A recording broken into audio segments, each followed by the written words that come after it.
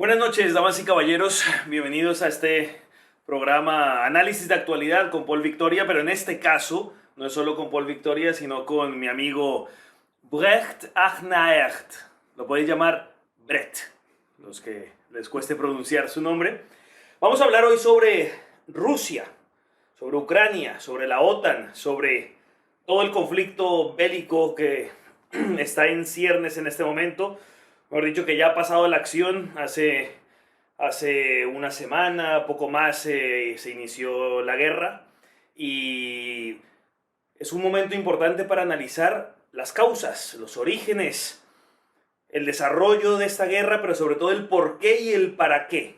Porque seguro que el espectador en este análisis de actualidad se está preguntando, ¿qué es lo que está pasando? ¿Nos dice la verdad la televisión, la radio, los medios de comunicación? ¿O cuánto de propaganda y de intereses hay en esto? Así que vamos a hablar a profundidad. Esto no es un telediario, esto no son análisis superficiales. Lo que vamos a hacer aquí con mi invitado especial de hoy, el señor Brecht, es analizar en profundidad la situación. Ahora lo voy a presentar. Primero, a mí ya me conocéis, Paul Victoria, pero voy a hacer una breve presentación sobre Brecht para que a partir de allí ya podamos entrar en la profundidad del análisis. Brecht es un gran economista, es economista de la Escuela Austríaca de Economía, así fue discípulo del gran Huerta de Soto y sobre todo de Carol Menger. Imagino que es sobre todo tu gran maestro, fundador de la Escuela Austríaca. Y Brecht en este momento es el editor jefe de una revista financiera que se llama Macro Trends. Es una revista muy importante de análisis financiero internacional donde se analiza el orden financiero desde un punto de vista de la Escuela Austríaca de Economía y donde se hacen recomendaciones y consejos de inversión, que por cierto muy rentables y muy buenas, de inversión desde el punto de vista de la Escuela Austríaca y teniendo en cuenta las repercusiones y consecuencias geopolíticas. Con eso puedo... ¿es correcto la Sí, introducción que he sí. hecho? Perfecto. Pues vamos a hablar, a tener una tertulia aquí entre los dos sobre lo que está pasando en Mother Russia. En Rusia, Ucrania, la OTAN y todo lo que conlleva. Porque vamos a empezar, Brecht, por tomar la perspectiva suficiente que es... Llevamos 2 años de covidianismo radical, donde la propaganda del miedo, la maquinaria del miedo, se ha puesto esa capa de la religión covidiana para meterle miedo a la gente y modificar los comportamientos, la psicología, los hábitos, la cultura, la política, la economía, modificarlo todo hacia el nuevo orden mundial. Pero ahora el cuento del covidianismo se les fue acabando, desde mi perspectiva, no sé qué opinión tengas tú, ahora me comentarás, y entonces tenían que poner la atención de la gente en algún otro miedo. Ese miedo es la guerra. Para mí no le salió bien este plan con el covidianismo. Sí le salió bien, pero no del todo bien. Creo que no consiguieron todas las victorias que esperaban alcanzar con el plan covidiano. Y ahora, bueno, pues dicen, vamos a ralentizar esto y vamos a enfocarlo por otro lado, porque la gente al final se cansa tanto del mismo tema, y vamos a crear un nuevo miedo para someter a la población psicológicamente, como tenemos que seguirlo haciendo para crear el nuevo orden mundial, y lo que dure esto, porque luego seguramente vendrá otro miedo, otro miedo, otro miedo, y a base de miedo ir creando su nueva sociedad de transhumanismo. Señor Brecht, ¿qué opina de todo esto, este cambio de covidianismo a la guerra? Lo primero, yo creo que tenemos que nominar a Putin para el premio Nobel, no de la paz, pero de la medicina, porque ha acabado con COVID. Que COVID ya no existe, que todo es Rusia y Ucrania y COVID ya no existe. Entonces, un gran premio Nobel de la medicina, estoy muy de acuerdo, grande, me ha aquí gustado. ahora lo nomino por el premio Nobel. No, en serio, creo que no solamente es un conflicto que inspira mucho miedo, pero no es una cosa pequeña. Es el conflicto más importante, creo que de los últimos 50 años. ¿Y por qué? Porque lo que está pasando ahora con Rusia es que está defendiendo su soberanidad. Soberanía. Soberanía. Y me disculpo cuando hay palabras en castellano que... Hablan muy bien. que no digo bien o que conjugo mal o, mira, llevo 5 años hablando castellano y todavía estoy aprendiendo. Entonces me disculpo con el Bienvenido. público por esas cosas porque estamos hablando sobre el contenido, ¿no? La forma... soberanía es un concepto muy importante en las relaciones internacionales, pero es un concepto falso porque casi ningún país hoy en día es soberano, ¿se dice? Sí. Algunos lo son, Rusia lo es, Estados Unidos no lo es, en mi opinión, porque está dominado por otro país en el mundo, vamos a hablar de eso luego, pero seguramente Ucrania no lo es, porque está dominado por otro país, Cuba no lo es. Entonces, la idea que Rusia ha invadido un país soberano, yo tengo que reír con eso porque es una colonia de los Estados Unidos. Ucrania es una colonia de los Estados Unidos. Sí, desde 2014, porque la historia, los medios les gusta empezar la historia ahora al inicio de febrero, o el 22 de febrero, 24 de febrero, cuando las tropas de Putin han entrado en Ucrania. Y para ellos es el inicio de la historia y eso es el gran arte de la percepción, donde haces que empieza la guerra. Pues se podría decir que la guerra ha empezado no solamente en 2014, con el putsch que han hecho contra un gobierno democráticamente elegido. O sea, un golpe de Estado. Sí. Contra el gobierno ucraniano en 2014. Sí, se podría decir que ha empezado en el año 1991. ¿Y por qué este año? Porque, como todos sabéis, en 89 el muro cayó y la Unión Soviética se desintegró. Y luego los países que habían adquirido su nueva independencia, que no era una independencia de verdad, porque ya estaban repartiendo los bienes del Estado entre los poderes grandes. Por ejemplo, Estados Unidos, bajo Yeltsin, por ejemplo, estaban alimentándose de los bienes del Estado ruso. Si Yeltsin tenía 2 botellas de vodka al día y suficientemente prostitutas, él estaba contento, y mientras estaban vendiendo el país. Y eso pasaba en cualquier país de la antigua Unión Soviética. Pero ¿por qué digo 91? Porque en este año hay documentos que prueban que el nuevo ejército, cada país necesitaba tener su nuevo ejército.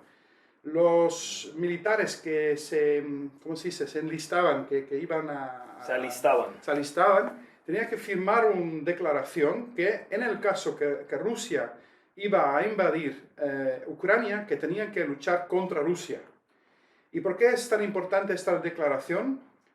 Porque en esta época nadie quería luchar contra Rusia. Ucrania, ahí se hablaba mucho ruso todavía, y se sentían muy identificados con eran Rusia. Países hermanos, casi el mismo. Siempre, durante toda la historia han sido países hermanos, y ver esos documentos te sorprende, dice, ¿qué es eso? Pero desde el inicio, esos nuevos países han sido preparados por los servicios secretos para orientarse más al oriente, no, más a Estados Unidos, y menos a Rusia. Porque el gran estrategia de los atlánticos, les podemos llamar, pero en esencia es Estados Unidos. El OTAN es 80% de Estados Unidos. Se puede leer en un libro muy importante de Brzezinski. Y este libro ha sido escrito en el año 97, se llama The Grand Chessboard. No sé cómo traducirlo en castellano. El gran ajedrez, podríamos llamarlo. Y en la página 13 de este libro, muy al inicio, se ve un mapa de Europa donde Brzezinski dice la balanza de poderes en Europa va a ser determinado en Ucrania. Porque Ucrania es como un huevo, si lo ves, es un huevo y en su lado, y mitad del huevo está en Europa, otra mitad del huevo está yendo a Rusia. Entonces, si quien controla Ucrania puede proyectar su poder a un lado o a otro lado. Entonces, estratégicamente, desde ahí están pensando cómo podemos hacer que Rusia está amenazado, porque lo que quieren es conquistar toda Eurasia, eso es su estrategia escrita. Brzezinski lo ha escrito literalmente, no se puede negar que es la estrategia y el objetivo. Y ahora estaban pensando cómo podemos hacer eso. Pero estamos hablando desde el año 1991. 91 hay las primeras indicaciones que en el futuro van a querer un conflicto con Rusia. Porque ya se había puesto para los soldados que por ejemplo, sí. No lo decían, no tenían que firmar un papel diciendo cuando Polonia invade a Ucrania vais a luchar contra Polonia. No, ponía literalmente Rusia. Porque los americanos pensaban, si no hacemos un espacio entre Rusia y Ucrania, a lo mejor su fidelidad va a ir a Rusia. Sí. Eso no quieren, lo que quieren es dominar todo el mundo. Es un imperio y un imperio quiere hacerse más grande. Lo vemos con la expansión de la OTAN al este. Creo que en el año, me escapa ahora, creo que en el año 95 han firmado un pacto diciendo, mira, si ustedes prometen, era la unificación de Alemania, porque necesitaban la permisión de Rusia para poder eso, de Rusia para poder hacer eso, porque Rusia todavía ocupaba parte de Berlín, y sin los rusos no se podría unificar Alemania. Entonces, en esta época Rusia ha dicho, bien, vamos a dejar que se unifica Alemania, y vamos a deshacer el Warsaw Pact, porque el Warsaw Pact... El Pacto de Varsovia se refiere. Sí, el Pacto de Varsovia, que era una alianza militar como un contrapeso contra el OTAN. Vamos a desintegrar eso si prometéis no expandir el OTAN hacia el este. Y si yo hubiera sido un negociador, hubiera dicho, no solamente expandir al este, pero también deshacerlo, porque la Guerra Fría se ha terminado. Y porque la OTAN sigue existiendo, ¿verdad? No tiene que la OTAN, como sabrá el espectador, se creó para contener a la Unión Soviética, y ahí estaba, el Pacto de Varsovia en el otro lado. Pero una vez se acaba la Guerra Fría, se deshace la Unión Soviética, ¿para qué sigue existiendo la OTAN? ¿Para qué existe la Alianza Atlántica? Entonces, ¿qué razón hay, Brecht, para que la OTAN no se deshaga y siga existiendo? ¿Porque Rusia sigue siendo visto...? No, porque son deshonestos. Porque su objetivo es dominar todo el mundo. Y lo más honesto hubiera sido diciendo, mira, la Guerra Fría se ha terminado, el Pacto de Varsovia ya no hace falta, la OTAN ya no hace falta, y las alianzas militares que queréis, pues los hacéis bilaterales si hace falta. ¿Pero qué guerra había? ¿Había una guerra en Corea? Sí, un poco. ¿Había unas guerras en África? Sí. Pero en Europa en este momento no había ninguna guerra. Ningún peligro. No. Pero como la mentalidad imperialista, y la gente van a decir, él es pro-Rusia. No estoy pro-Rusia, estoy pro-libertad. Y lo que veo como economista monetaria es que el Federal Reserve intenta... La Reserva Federal. La Reserva Federal, perdona, intenta dominar todo el mundo. Y los rusos, por ejemplo, es muy interesante, su banco central, que son los depredadores, digo yo, de cada país, no tiene poder sobre Putin. Putin tampoco tiene poder sobre el Banco Central, pero al menos la deuda estatal es muy bajo. La deuda estatal hoy en día es 19.48% del PIB. 19.48% de la deuda respecto del PIB en Rusia, que comparado con la de España o la de cualquier país europeo o la de Estados Unidos es bajísima. Sí, ahora está aumentando, por supuesto, porque el PIB va a bajar porque hay sanciones económicas en términos relativos, pero en términos absolutos es 229 millones de dólares. Rusia lo puede pagar en 2 años, si hace falta, y seguro con los precios de petróleo que tienen ahora. Entonces, son soberanos por esta razón, mientras que los Estados Unidos no lo son dependientes de su Banco Central. Si Powell dice un día, voy a poner los tasas de interés a 10%, pues toda la economía se quiebra. Mientras que Rusia, la economía no se va a quebrar, es mucho más fuerte intrínsecamente que Estados Unidos. No es más grande, pero estructuralmente sus sectores de base son fuertes. El petróleo, bauxito, todos los, ¿cómo se llama? Masas primas. Materias primas, ahí están muy fuertes. Y tienen tratos con China, tienen tratos con Brasilia, en el BRICS, tienen muchos tratos bilaterales. Y eso es lo que quiere Putin. Putin lo ha dicho muy pronto, que quiere un mundo multipolar, ya no unipolar. Ni bipolar. Ni bipolar, multipolar, que hay áreas en el mundo que tienen mucho poder. Los chinos lo tienen, pero India también, no olvidamos India, pero India también es en los BRICS. BRICS está Brasil, Rusia, India, China y South Africa. Y Sudáfrica. Y eso es la alianza que han hecho entre ellos, pero una hace alianza económica. Mucho tiempo. Sí. Efectivamente, sí, por eso cuando se dice, no, es que un pariente me decía hace poco, pero es que me acusaba, es que tú estás con los rusos y con Putin, el asesino, el genocida. Y bueno, yo no estoy con los rusos ni con Putin ni estoy con nadie. Y me decía, es que estás en el lado equivocado de la historia, el mundo entero se ha puesto contra Putin. El mundo entero no.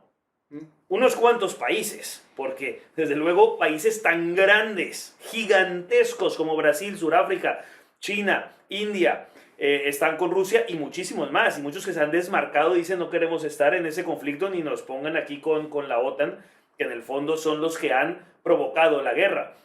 Entonces, incluso cuando un hijo chiquito mío me preguntó, pero entonces yo le decía, no, yo no esté del lado de nadie, pero tengo la conciencia de que esta guerra la provocó la OTAN. Y me imagino que estás de acuerdo con eso, Brecht, en el sentido de que, aunque sea Rusia el que dispara la primera bala, esto está provocado por una... Esto es como si yo voy a poner un ejemplo que se me ocurre. Coges a un gato aquí atrás, un gato lindo que se llama Koshka. Tú coges a Koshka y lo acorralas en una esquina y es que se sienta amenazado y al final el gato, que no sabe cómo... Un gato normalmente se escabulle, pero cuando tú lo acorralas y no tiene otra opción entre su agresor y la pared, el gato saca las uñas y agrede. Entonces, ¿quién es el que provoca el conflicto? ¿El gato que aruña o tú que lo acorralaste y no tuvo otra opción? No sé si eso pueda clarificar. Sí, y esta historia empieza antes de 2014, pero en 2014 se pone a la superficie. Hacen un golpe de Estado en Maidán, que está vendido aquí como una erupción de voluntad del pueblo. No, 100 tontos que han sido pagados para hacer una resurrección falsa. Claro, hay un servicio de inteligencia que promueve los golpes de Estado de los países. Esto no es nuevo, no tiene nada de raro, es lo normal. Cada revolución de colores es así. Por ejemplo, la insurrección contra el Shah de Irán, del año 53 creo, si no me equivoco, ha sido probado que era un plan de la CIA. ¿Y por qué? Porque en Estados Unidos hay the Freedom of Information Act. Es una ley que permite a los ciudadanos de pedir cualquier documento que quieren.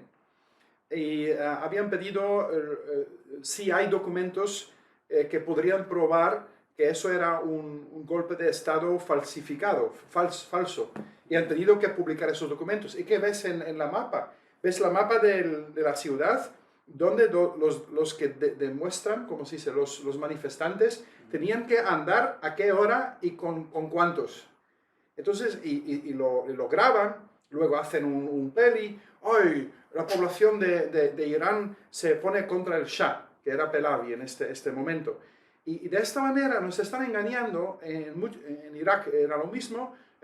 Tiraban el estatua de Saddam y parecía que habían 100.000 personas. Pero si ves las fotos del equipo que estaba filmando, habían como 20 personas, pero si coges ángulos buenos, tú puedes vender cualquier cosa, ¿sabes? Y lo mismo está pasando... El arte de la propaganda. El arte de la propaganda. No sé si está grabando todavía. Sí. Vale. El arte de la propaganda, y en el tiempo de Hitler ya había mucha propaganda, pero era tan obvio que era propaganda que todos sabían que no era verdad.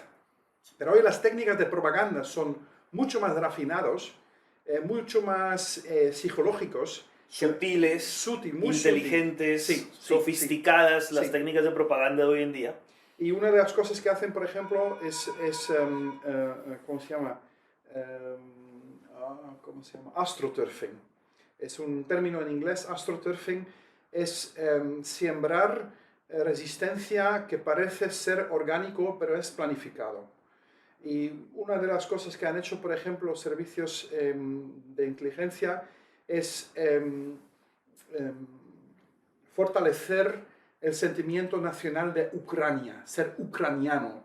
De repente era algo muy diferente de ser ruso. Mientras que son pueblos hermanos, como has dicho, son pueblos hermanos. Y la batallón de Azov, por ejemplo, que son nazistas, son el exponente. O sea, nazis.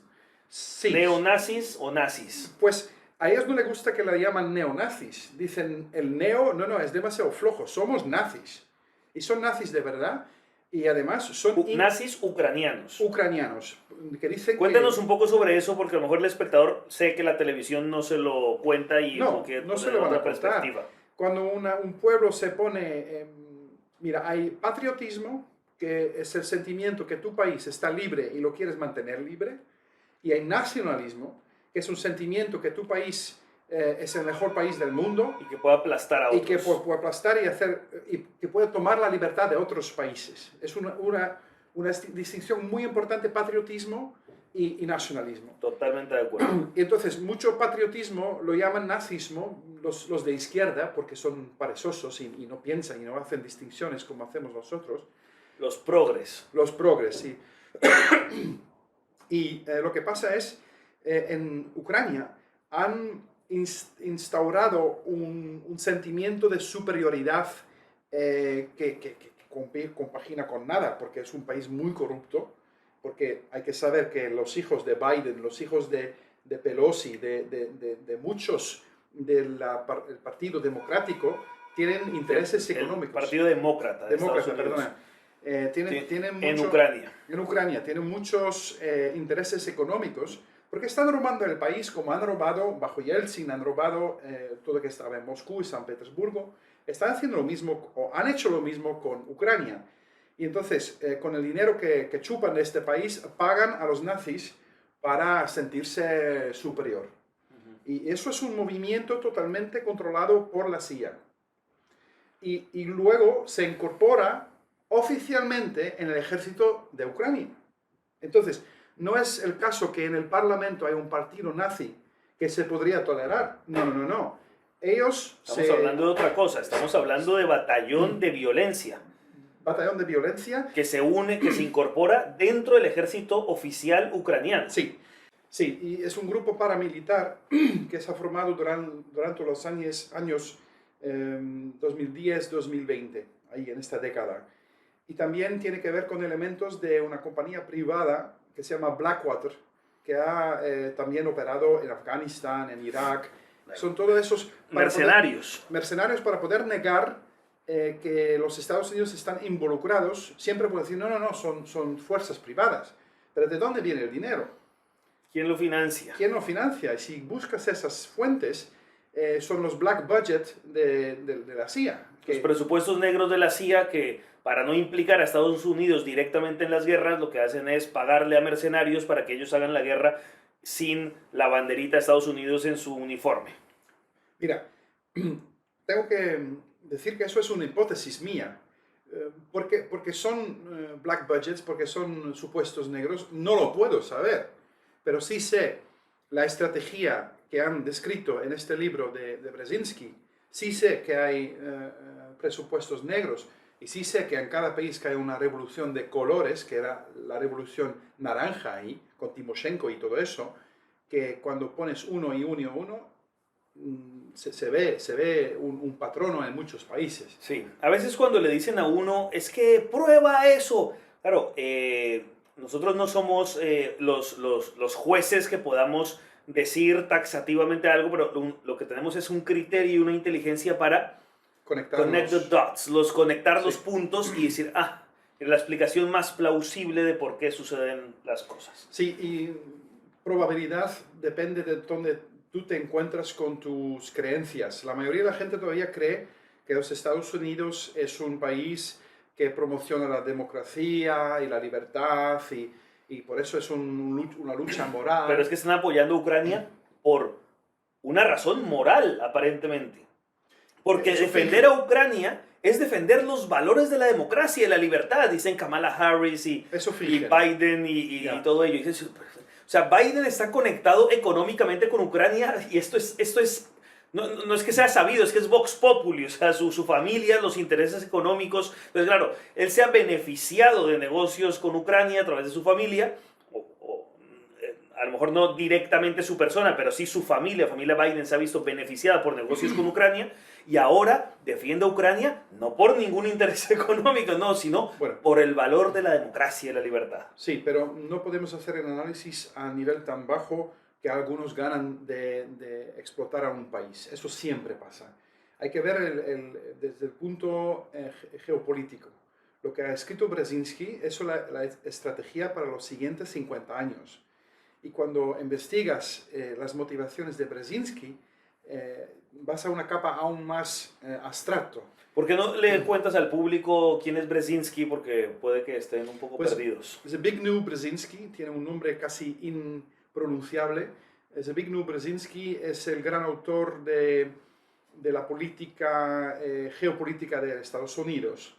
Y ha muerto hace unos años, unos 5 años, pero tenía muchísima influencia con los neoconservativos, como se llamaban. Los neoconservadores de Estados Unidos. Sí, que no son conservativos para nada. No tienen nada de conservador. No, son sobre todo sionistas, son sobre todo amantes de la idea de que Israel tiene que ser el poder más grande en el mundo. Y trabajan por ello. Y no es una opinión, sino un hecho, porque cada persona que quiere ser elegido o el Senado o la Cámara de Representantes, tiene que firmar una declaración que van a poner los objetivos de Israel encima de Estados Unidos. Y cuando lo digo a la gente no me lo creen, pero es verdad. Porque si no, no reciben dinero para su campaña y los medios que están controlados por 5 personas, solamente 5 personas controlan todos los medios comunicativos en Estados Unidos, no les dan tiempo, airtime, ¿cómo se dice eso? Sí, tiempo de campaña en los debates públicos, los marginan. Eso, los marginan y luego de esta manera controlan su reelección, controlan todos los policies por ejemplo, AIPAC es un tanque de pensamiento muy grande. Think tank, sí. Think tank. Y todas las guerras en Medio Oriente han sido diseñado no en el Department of Defense, ellos solamente reciben sus instrucciones, pero yo creo por los servicios secretos de Israel, que es el Mossad. Y cuando vas a este nivel, pierdas 80% de tu público, porque la gente ni se cree que eso existe. Piensa que James Bond es robar secretos industriales y ir con coches con mujeres guapas al lado. Y ametralladoras en el coche blindado. Eso. Pero hay que saber que Ian Fleming, el que inventó James Bond, era un agente secreto también. Entonces, la mejor manera de ocultar lo que hacen los servicios secretos, que es crear percepciones, es hacer una historia falsa sobre servicios secretos. Entonces, con lo cual tienes la propaganda que confunde todo y que hace que los niños y adultos todos crezcan en la idea de que el espionaje es una cosa ahí de películas fantástica, pero no que el espionaje es lo que gobierna el mundo. O sea, nosotros estamos... Yo a veces estoy en alguna plaza pública, alguna ciudad por donde viajo, donde paso, y veo a la gente pasar con sus bolsas de la compra o paseando, y a veces pienso, nadie aquí se da cuenta de que todo su modus vivendi, parte de su cultura, de sus costumbres, de sus ideas, de sus creencias, están diseñadas por personas que están en la sombra y que están trabajando para crear el mundo que tenemos, que tuvimos o que vamos a tener. Y la gente cree que tiene una vida autónoma. No, está todo diseñado por gente en la sombra. Sí. A eso se dedican. Así, eso es su profesión, su trabajo. Pues es muy gracioso que lo dices, porque hay un ruso del KGB que en el año 97 ha hecho un testimonio, y su testimonio era "Deception was my job", Decepción era mi trabajo. No, decepción no, engaño. Engaño era El mi trabajo. engaño era mi trabajo. Sí, y estoy pensando en su nombre porque ahora no me entra. No me entra, pero podemos ponerlo abajo del vídeo. Y él testifica que 80% de los recursos financieros de los servicios secretos van a crear percepciones. Y en inglés hay un término que se llama the long con. Y long con significa cuando quieres engañar a alguien, lo puedes hacer a corto plazo, pero los engaños, los mejores engaños son engaños a largo plazo. Y ellos piensan en términos de décadas. Y por ejemplo, podrían fomentar la carrera de un político durante 20 años y nunca pedirle nada. Pero en tal momento, como él ha sido creado por ellos, también tiene poder sobre ellos. Y eso es el caso con Epstein, por ejemplo. Epstein, su trabajo era crear vídeos con políticos y otros jefes de la industria para poder ponerles en situaciones comprometidas para luego poder chantajearles. Eso es una parte muy importante. Y pasan cosas en el mundo y dice, pero ¿cómo se puede ser que pasen esas cosas? Un ejemplo es, por ejemplo, el fraude obvio que ha sido en las últimas elecciones de Estados Unidos. O a lo mejor hay evidencias para suponer que investigarlo, al menos investigarlo, podría ser buena idea. Sí. Que han dicho los jueces del Corte Supremo, ni lo vamos a investigar. ¿Qué me estás diciendo? Que ni lo vas a investigar. Y luego en la prensa dicen, Biden no ha sido convictido por fraude. Pues no, porque no lo han investigado. No has oído ni siquiera ese proceso.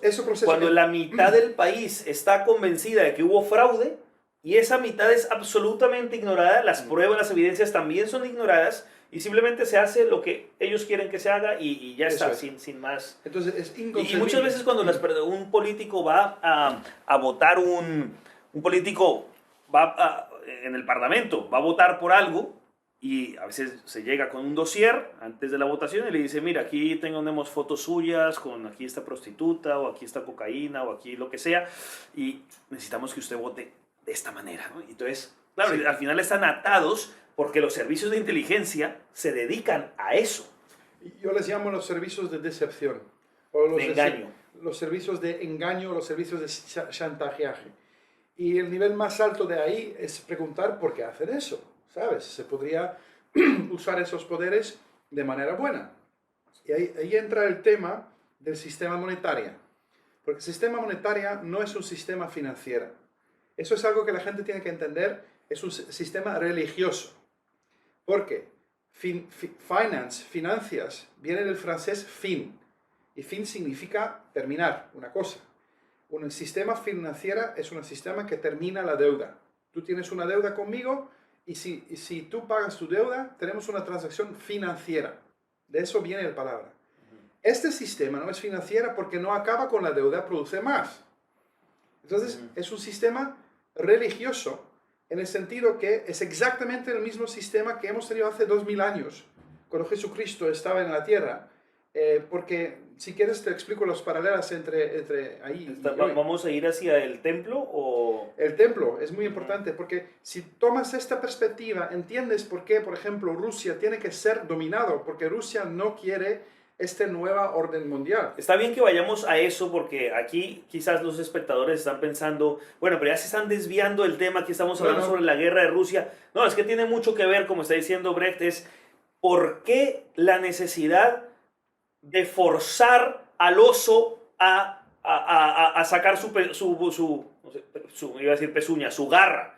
¿Por qué forzar a que Rusia ataque Ucrania? Que está claramente forzado. O sea, cuando Kamala Harris llega donde los gobernantes europeos y les dice, no, es que bendecimos la unión de Ucrania en la OTAN, cuando sabían que Rusia no lo iba a tolerar. O sea, estaban provocando la guerra directamente porque Rusia no puede permitir que le pongan tanques, aviones y misiles de la OTAN en la frontera digamos, a velocidad hipersónica, un misil puede llegar en 5 minutos a Moscú. Sí. O sea, no puede permitirlo si tiene dignidad y soberanía nacional. Entonces, ¿por qué esa insistencia en provocar la guerra contra Rusia? Entonces, por ahí vayamos y profundicemos, porque quizás el espectador no va a escuchar un análisis como este, quizás en casi ningún otro sitio. Bueno, pero hemos olvidado una pequeña parte para gente que no son informados. ¿Cómo han provocado a Rusia de entrar en Ucrania? Porque estaban matando a gente en el este de Ucrania, en Donbass, la región ahí. Los de Azov, la batallón Azov, consideran que todos los que son rusos o que hablan rusos son inferiores y tenemos que matarles. O sea, es un espíritu nazi Sí. de decir, nuestro nacionalismo ucraniano es superior a cualquier otro, Sí. y sobre todo aquí a estos rusos que son seres inferiores, y vamos a machacarlos. Con lo cual, en toda esa región del este de Ucrania, donde hay muchísimos rusos, tanto de cultura, de sentimiento, de lengua, de todo, han estado machacándolos y ha habido un montón de muertos, sobre todo en los últimos 8 años. Sí, Desde 14.000. 2014. 14.000 muertos rusos o ucranianos rusos que han muerto allí por la violencia y salvajismo de unos que los han estado machacando. Y el mundo no le ha importado, no ha salido en ningún telediario en España, ni en Alemania, ni en Los Ángeles, ni en Washington, ni en Londres. ¿Por qué? En Odessa, ¿Por qué de repente a todo el mundo ahora le importan los muertos ucranianos, pero a nadie le importaban los muertos ucranianos rusos que estaban siendo asesinados durante 8 años? es hipocresía. En Odessa, por ejemplo, han quemado vivo 56 personas. 56 Quemado personas vivo. quemadas vivas. Sí, y no ha salido en la prensa. Y los rusos se han mantenido calmas porque dicen, conocen el juego, saben si entran que tiene muchas consecuencias. Pero a un tal momento, cuando el Ministerio de Defensa ruso hace unos días ha publicado documentos que han encontrado, ahora tienen su operación militar y por supuesto cuando en un cuarto donde han huido los oficiales de la guerra, del ejército ucraniano, encuentran documentos que no han quemado. Y uno de esos documentos era que había un plan para ir a Donbass y matar a más gente. Un plan, Genocida, se puede decir. yo soy, hasta que tenemos más información, eso también podría ser propaganda de los rusos. Podría ser. Hay que mantener, en el momento no puedes decidir. La única cosa que podemos hacer es ver todos los hechos. Y los rusos dicen que han encontrado esos papeles, son firmados, y yo creo que era planificado para el 24 de febrero. Y los rusos, si no me equivoco, han empezado el 22 de febrero. No me recuerdo 100%, pero eso es la razón que los rusos han empezado. Y la única razón que Putin ha reconocido la independencia de esas dos repúblicas era porque esas dos repúblicas querían independencia después de una de esas acciones de Azov. Dicen, pedimos al gobierno de Ucrania de protegernos y no lo hacen. Entonces, tenemos que coger nuestra independencia. O sea que estamos en una situación donde hay una población que está siendo víctima de un grupo paramilitar, Sí. que le piden al Estado ucraniano protección, que el Estado ucraniano hace la vista gorda para que el ejército paramilitar siga destrozando a esa comunidad. Y entonces, claro, lo normal es que digan, oye, pues si no nos defiende el Estado ucraniano, hagamos nuestro propio Estado, pidamos la independencia y señores de Rusia, apóyennos a esta independencia, que seamos soberanos para podernos defender. Sí. Entonces Putin ha reconocido esos dos repúblicos de Lugansk y el otro, ¿cómo se llama? Donetsk Es un y poco- Luhansk. Que soy un poco casado y a veces me escapan unas palabras. Pero sí, y no hubiera invadido, eso es la gran palabra, invasión. Para mí es una operación militar para denazificar Ucrania. Desnazificar Sí, Ucrania. O sea, sí. ¿tú crees que Putin ataca a Ucrania para desnazificarla Yo creo y que sí. proteger a la comunidad rusa que vive en Ucrania? Porque Putin antes lo que quería era Ucrania que se pone neutral. Ni se asocia con Rusia ni con OTAN. Neutral es un país suficientemente grande para ser neutral. Bueno, pero antes de 2014 era un país más pro-Rusia y un gobierno más Pero pro-ruso. Sí, pero militarmente no se asociaba con nadie. Correcto. Vale, Los rusos no podían ir con tanques en Ucrania, era sí, Ucrania. sí, era... Y eso funcionaba bastante bien, pero por supuesto, si los americanos, sin decirlo abiertamente, provocan el oso con ejércitos privados, con nazificación, porque en los coles, por ejemplo, ya no se podía hablar ruso, mientras que siempre se han hablado ruso ahí. Y muchas cosas... Entonces se prohibió la lengua rusa Sí, para poder alimentar un nacionalismo eso, ucraniano de manera artificial. eso. Como pasa, por ejemplo, en Cataluña, que se prohíbe el español en las escuelas y no tienes derecho a que tu hijo sea educado en español para que a la fuerza se le meta el catalán y a la fuerza ir creando el sentimiento de una nueva nación Sí. catalana que nunca existió, que es artificial, etc. Bueno. Entonces, entonces, en Ucrania estaba pasando algo parecido, pero vayamos más al fondo porque seguro que hay algún espectador aquí que está diciendo, vale, está bien, aquí tenemos esta parte de protección de los rusos a la comunidad rusa por parte de este, llamémoslo genocidio ucraniano, no ucraniano, porque no todos los ucranianos se dedicaban a eso, pero bueno, de ciertos grupos paramilitares ucranianos asesinando a rusos durante, sobre todo, los últimos 8 años. Luego está el factor, Putin no puede permitir que en su frontera le pongan misiles de la OTAN, que es lo que quiere Estados Unidos, pero vayamos al fondo de lo que hablábamos de hace 2000 años. O sea, ¿qué es lo que en tu opinión, y ahí ya es una cuestión más de Brecht, no mía, porque ese es un tema que tú has estudiado y ahí yo no tengo mucho que decir ni a favor ni en contra, creo. ¿Qué es lo que pasa? ¿Por qué Rusia es un objetivo? O sea, si ya ha caído la Unión Soviética, si el comunismo ha caído, si ya no es un peligro para Europa y Estados Unidos, ¿por qué Rusia es un objetivo a batir? Eso tiene raíces muy antiguas, muy profundas. Y hay un libro que puedo aconsejar a leer a todos y a todas, y es el libro Bajo el signo del escorpión, de Yuri Lina. Toma nota, Yuri Lina, Bajo el signo del escorpión. Lo podemos poner también en el video. Sí, explica, hay PDFs en internet, muchos. Yuri Lina es un señor finlandés que lo ha investigado a tope, que dice que la revolución rusa en el año 1917 no era ruso, para nada, era sionista. Era, por ejemplo, Leo Trotsky se llamaba Leif Bronstein y venía del Bronx, de Nueva York. Es un plan del Federal Reserve para poder conquistar un trozo del mundo que todavía no es bajo su dominio.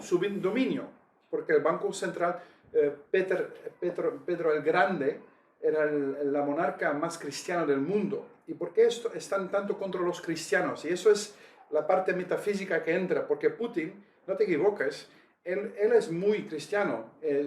Uno de sus mejores asesores es el patriarca Kirill.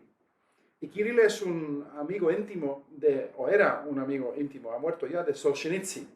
Solzhenitsyn es el autor más importante de Rusia para entender la historia de Rusia. Ha escrito un libro, 200 años juntos, donde explica la relación difícil entre las sionistas y los rusos. Pero voy a limitar lo que estoy diciendo porque si no vamos sí, muy... infinito. Sí, es infinito, pero es muy importante porque si lo buscas las raíces, llegas a Jerusalén. Yo digo, todas las rutas van a Roma y desde Roma a Jerusalén. O a Tel Aviv. Todavía no a Jerusalén, pero eso va a cambiar. ¿Qué ha pasado en la época de Cristo? ¿Cuál era el sistema político ahí? Estaba basado en 3 ilusiones. La primera ilusión era, Dios está enfadado y por eso te castiga. Porque tú eres sinful, ¿cómo se dice? Pecador. Porque tú eres pecador. Y porque tú eres pecador, tus ovejas mueren, tus hijos mueren, no hay lluvia, cualquier cosa que va mal, los fariseos decían, es porque estáis pecadores, pero, segunda ilusión, se puede comprar el favor de Dios a través de hacer una ofrenda, sí, una ofrenda. Una ofrenda. Entonces, la gente estaban ahorrando todo el año para poder comprarse una paloma o algo que podrían matar en el templo. Templo, perdón. Pero, tú no puedes llevar una paloma desde tu pueblo. No. Tienes que comprarlo en el templo con dinero del templo. Porque los shekel que tenías que comprar en el templo valían 1 a 60 con los shekel que estaban en el país normal. Entonces, eso era un sistema de impuestos ocultos que hacían que los fariseos. No, la gente normal tenía que ahorrar hasta agosto para poder comprar su ofrenda para el templo. ¿Y qué es la consecuencia de eso? Que cuando, digamos, 2/3 partes de tus ingresos tienen que ir a impuestos, pero no lo percibían como impuestos porque pensaban que era algo religioso, mientras que no lo era, porque los que llevaban el dinero eran los fariseos, por supuesto.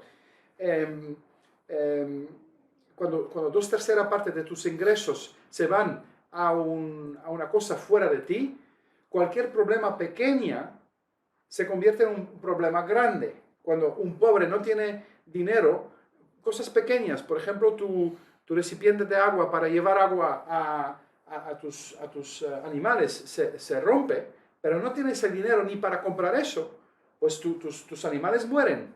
Y luego los fariseos dicen, es porque tu ofrenda no ha sido demasiado grande. Entonces era un triángulo diabólico de 3 ilusiones. 1, Dios está enfadado contigo. 2, puedes comprar su favor. Y 3, tienes que hacerlo con dinero del templo. Y no es casualidad que los primeros banqueros centrales eran templarios. ¿Se llaman templarios o cómo se llaman esos? Bueno, llega Cristo. Y Cristo, en toda la Biblia, por lo que yo sé, nunca ha usado violencia. Salvo una vez. ¿Y cuándo era? En el templo. Cuando ha echado los cambiadores de dinero del templo. Sí. Vale, eso es el sistema ahí. Ahora vamos a 2000 años. Llegamos a esta época y la gente piensa que están libres. No, están en exactamente el mismo sistema. Primera ilusión. La gente son irresponsables. Eso es la nueva forma de decir pecador. Irresponsable. Por eso necesitamos un Estado. Porque si no hay un Estado es anarquía y la gente se van a matar entre ellos y todo eso. Y tú tienes que estar en orden con lo que dice el Estado, porque si no te van a castigar. Entonces pagamos nuestros impuestos.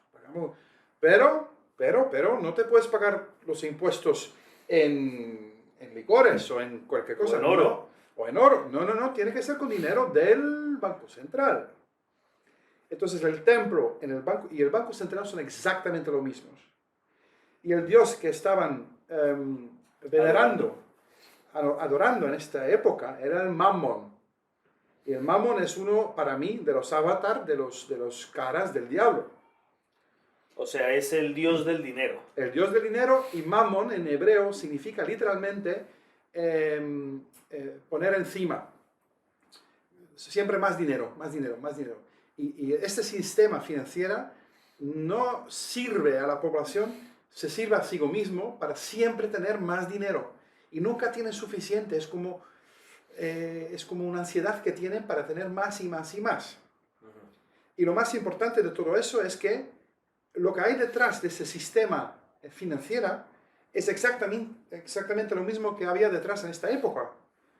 El satanismo.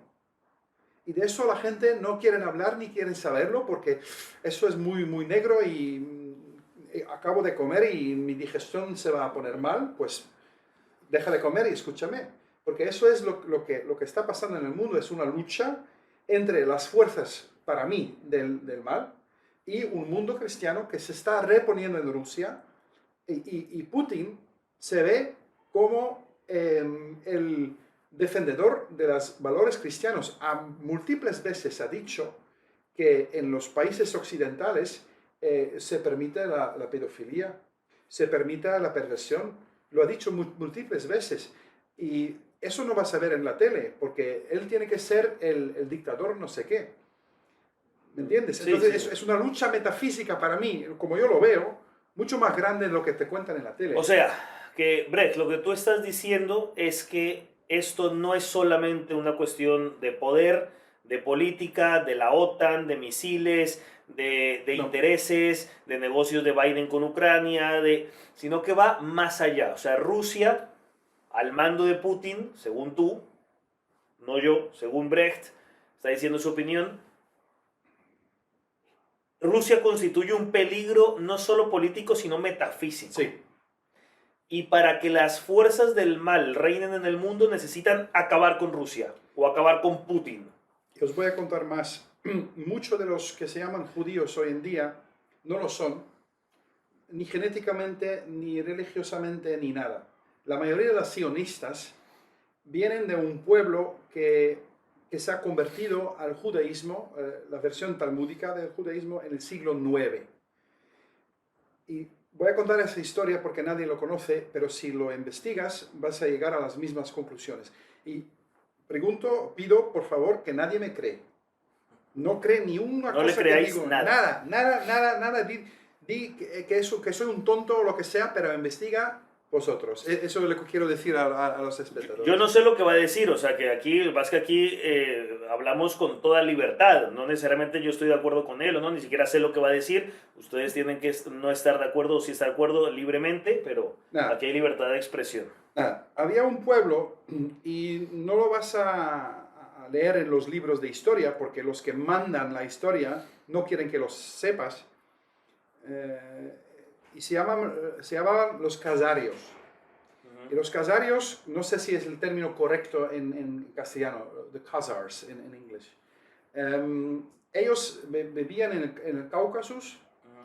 Había un pueblo, y no lo vas a encontrar en ningún libro de historia, porque los que mandan también mandan la historia. Es lo que decía George Orwell, ¿no? Que tiene el presente, manda el pasado, y que manda el pasado, manda el futuro, ¿no? Pues eso es la verdad, es como va.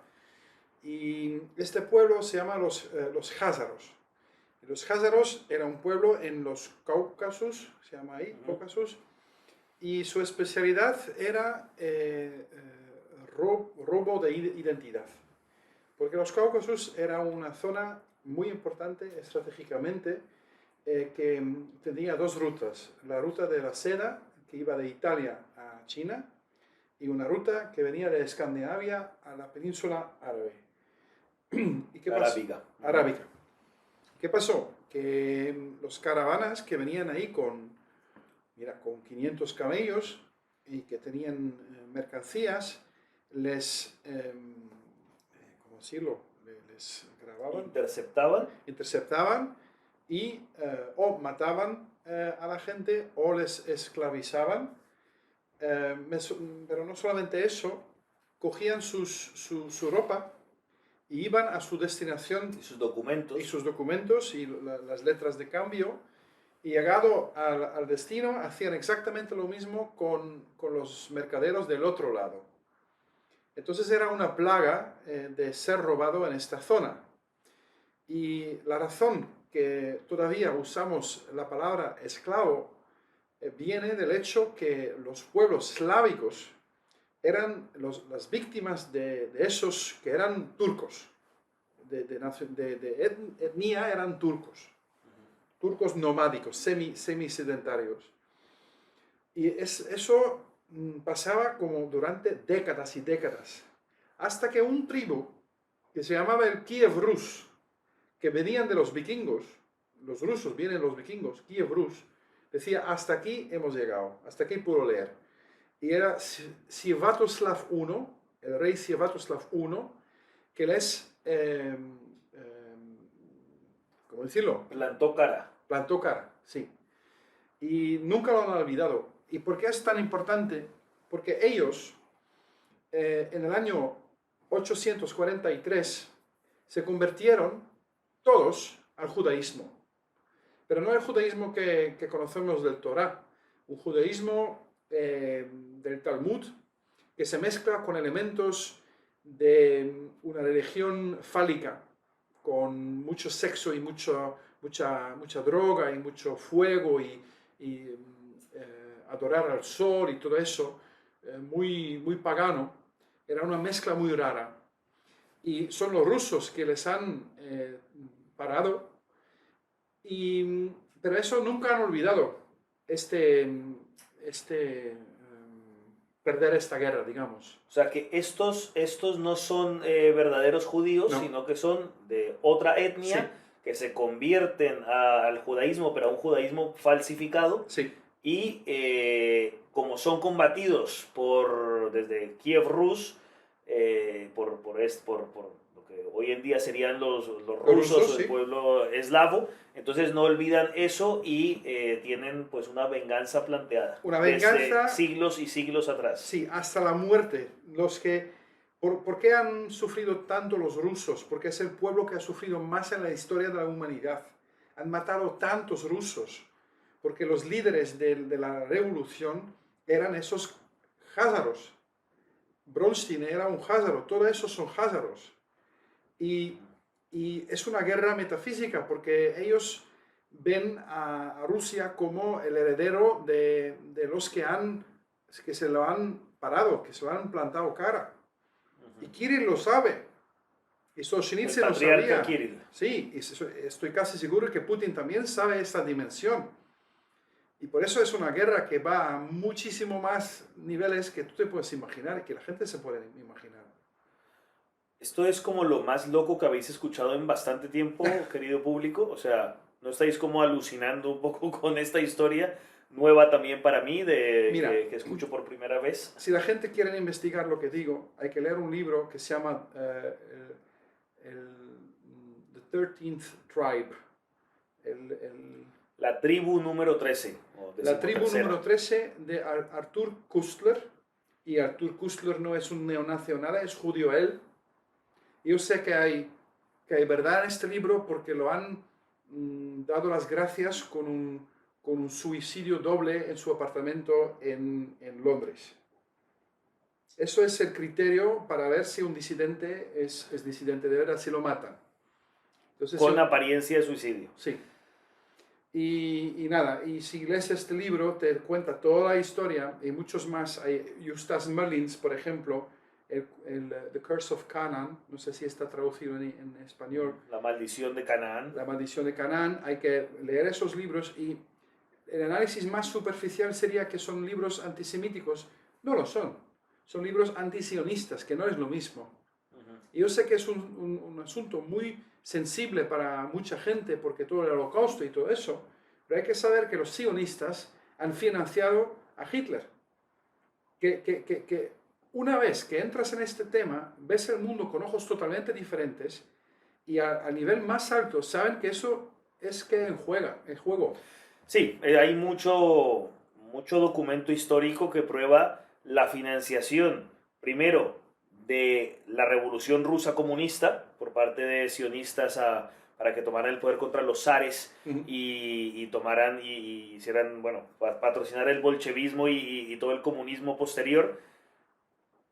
Y también hay mucha documentación de los maletines que llegaban desde Nueva York, desde Wall Street, por parte de los sionistas para financiar la campaña política de Hitler para que fuera elegido como nuevo líder. Claro, aquí el público a lo mejor se está perdiendo estamos entrando en una dinámica explosiva, quizás haya muchos vídeos más que hacer en el futuro aquí con Brecht para poder explicar muchas cosas, pero bueno, en definitiva yo creo que lo que Brecht está intentando decir es que hay una fuerza que ha estado patrocinando movimientos totalmente distintos y aparentemente contradictorios, como puede ser el comunismo y el nazismo, que se enfrentaron militarmente, pero que en ambas partes estaba financiado por los mismos.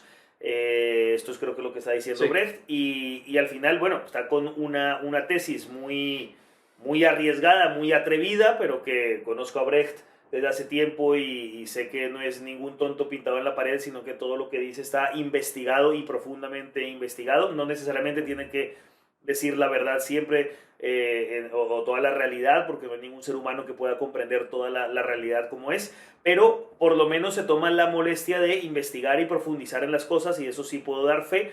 Así que bueno, yo estoy escuchando nuevas historias al respecto de por qué hay, digamos, una guerra milenaria de los házaros contra el pueblo eslavo y en concreto contra los rusos, y mucho más con un presidente como sería Putin, que simboliza valores que son muy contrarios a la ideología dominante progre de hoy en día, que además la han hecho los mismos de siempre. Y por tanto, esos valores que defiende Putin, pues no están acordes con el nuevo orden mundial, con todo el plan, el gran plan para la humanidad.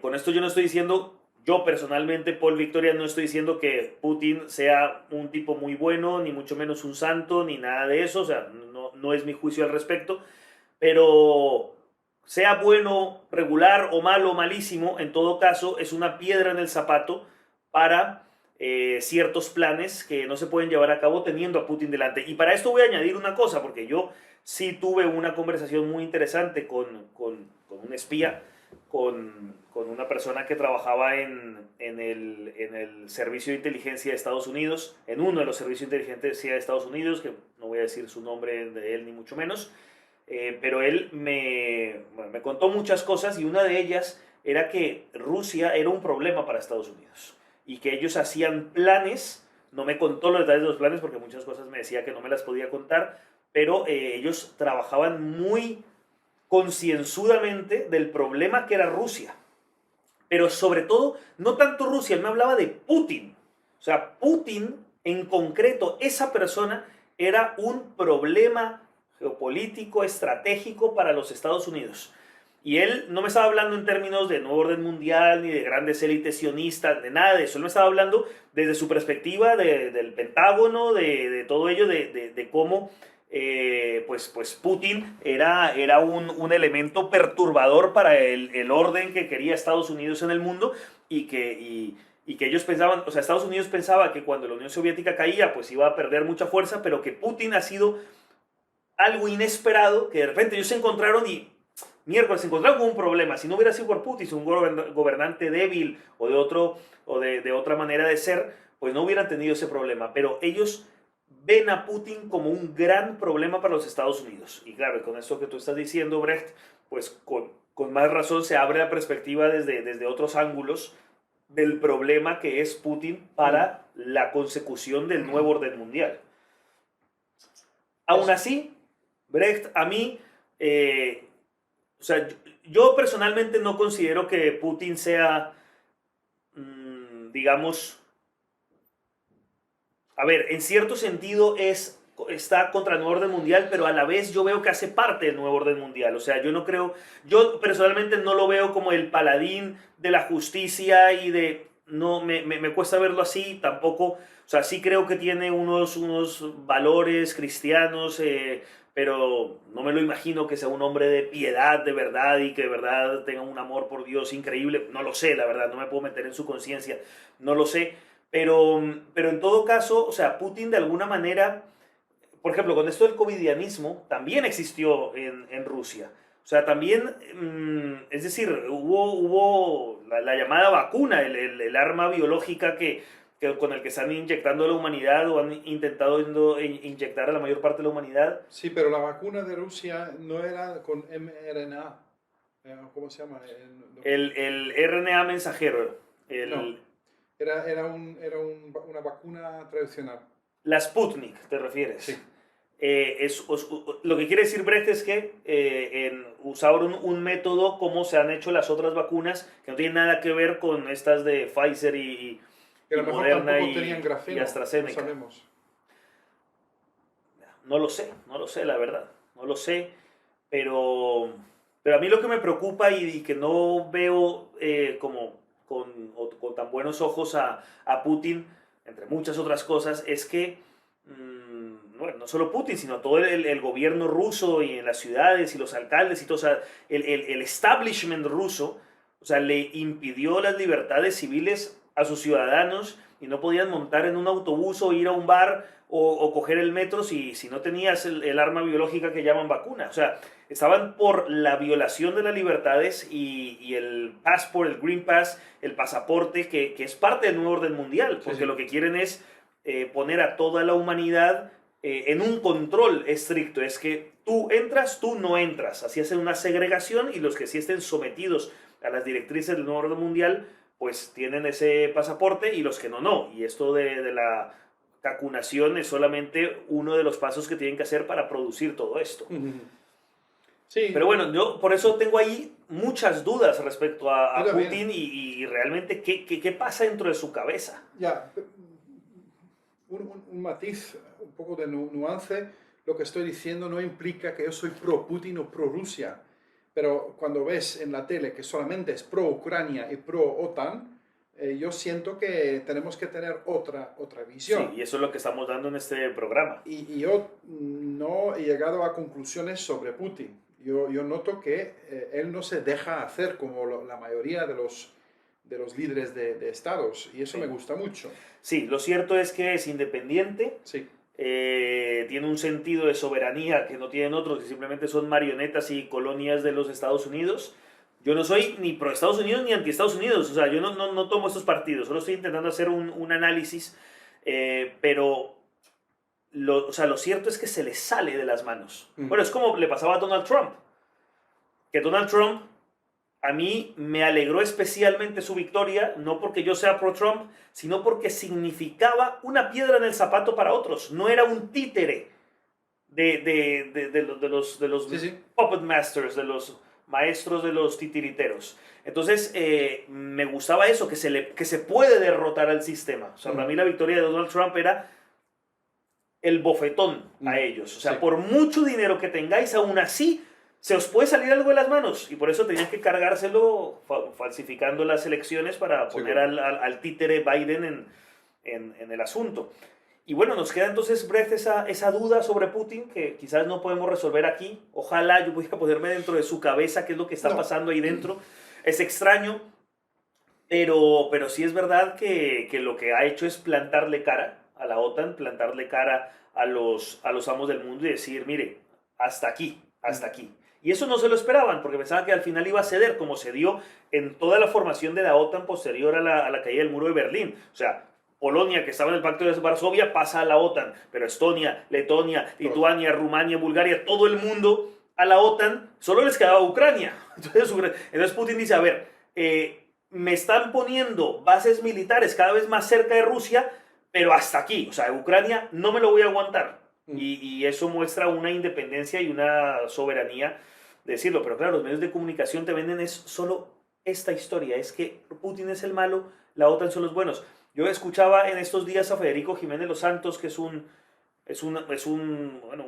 periodista importante de España, que además creo que muchas cosas habla con la verdad y tiene razón, pero hay algunas cosas en las que patina de una manera increíble, y una de esas es esta. Dice, no, es que la propaganda rusa, cuando él continuamente está haciendo propaganda OTAN, pero acusa a los otros de propaganda rusa. O sea, bueno, claro, aquí todos están haciendo propaganda y es muy difícil saber la verdad de las cosas, pero hay que tener un poquito de objetividad. Sí. Y tú, periodista, que estás haciendo completamente propaganda pro-OTAN y anti-Putin, no puedes hablar así. Y sobre todo cuando dice él y muchos medios de comunicación donde dicen, es que el comunista, yo me pregunto, ¿Putin comunista? No. Por un momento, ¿quién es más comunista, Putin o Joe Biden? Joe Biden, por cierto. Porque yo creo que es más comunista Joe Biden, bastante más socialista que Putin. No digo que Putin sea libre mercado, ni pro libertades, ni muchísimo menos, ni me voy a poner a su favor, pero no es tan comunista ni tan tirano como otros. Oye, ¿y el presidente Zelensky en Ucrania, acaso no también ejercía dictadura? Porque dicen el dictador Putin, no solo el comunista Putin, sino el dictador Putin. Y el dictador Zelensky, nadie habla del dictador Zelensky. Cuando Zelensky cerró medios de comunicación porque eran anti él, persiguió políticamente a los disidentes. O sea, él ejerce una dictadura, pero la OTAN dice, no, estamos defendiendo la democracia en Ucrania, como si en Ucrania hubiera democracia. Es verdad, y la propaganda de la OTAN no es poco. Había un periodista alemán que se llama Udo Ulfkotte, búscalo, ha escrito un libro, Periodistas comprados, y él admitió que durante 25 años ha recibido dinero de la OTAN para escribir bueno de la OTAN. ¿Ah, sí? Y un año más tarde muere. Entonces, sabes que hay verdad en este libro. Léelo y vas a entender la masividad de la propaganda que tenemos. Por ejemplo, el último es que los rusos han bombardeado la maternidad, el hospital de maternidad. y hay unas imágenes de niños y de madres que huyen y está todo juntado. ¿Vale? Y los rusos son súper malos porque despedazan a las madres y a los Ya. bebés. Vale, sí. Pero hay que ver todas las fuentes. Puede ser que no lo han hecho, pero piensa estratégicamente. ¿Qué ventaja tiene Rusia de hacer eso cuando saben que internacionalmente eso va a ser un gran escándalo? Y yo he ido al sitio web del Ministerio de Defensa de Rusia por un VPN, porque ya no se puede ir a esos sitios web. En eso se demuestra lo poco libre que nosotros somos. Y ahí lees, y es una declaración, tenemos que comprobar si es verdad o no, pero dicen, si es una maternidad, pero al fin de febrero, los de Azov, esos neonazis, han echado a todas las madres y todos los niños para ponerse ahí, para tener un puesto de defensa. Entonces, técnicamente es correcto que los rusos han bombardeado una maternidad, pero ya no habían madres, solamente habían combatientes. Combatientes. Claro. Entonces, pero los medios nunca mienten, no mienten. Dejan de decir toda la verdad. Y al decir verdades parciales te crean una manipulación. Sí. Porque pueden decir, la verdad es que los rusos bombardearon un hospital de maternidad y entonces la gente se escandaliza. Pero si cuentas toda la verdad, dice, un momentito, pero ahí no había ni madres ni niños, solo soldados. Entonces era un objetivo militar. Entonces hay que ver todas las cosas y con eso no estoy de nuevo queriendo decir que es que no, viva Putin, viva Rusia, ni muchísimo menos. Es dar una versión alternativa a la que vas a ver en la televisión. Así que eso es lo que queremos hacer en este momento, ¿verdad, Brecht? Sí, ¿Estás de acuerdo con eso? ¿Te parece que vayamos concluyendo? Sí, creo que hemos dicho casi todo. Se podría hacer mucho más sobre el tema, pero un sonido alternativo que no siempre el mismo. Abres la tele, abres la radio, es siempre lo mismo, ¿sabes? No hay ningún debate. Es pensamiento único. Sí. La sí. Matrix. Sí. Así que esto, pues, es tomar la pastilla roja y no la pastilla azul para despertar de Matrix. No necesariamente todo lo que se ha dicho aquí sea la verdad. Podemos equivocarnos, pero al menos lo que sí podemos garantizar es que no estamos vendidos al sistema y que hablamos por lo menos con libertad y con honestidad de lo que podemos ir investigando y analizando para explicar la realidad del mundo. Así que muchas gracias. Gracias, Brecht. Gracias. Bueno, ya te acabaste. Ya me he acabado. Bueno, luego tomamos otro. Un Jerez. Estamos tomando un Jerez muy rico. Y gracias por estar aquí, por haber venido a este programa y gracias a los espectadores por estar viendo este programa de análisis de actualidad con Paul Victoria y en este caso con Brecht Agnecht. Gracias. Gracias. Aquí seguimos librando la batalla de las ideas.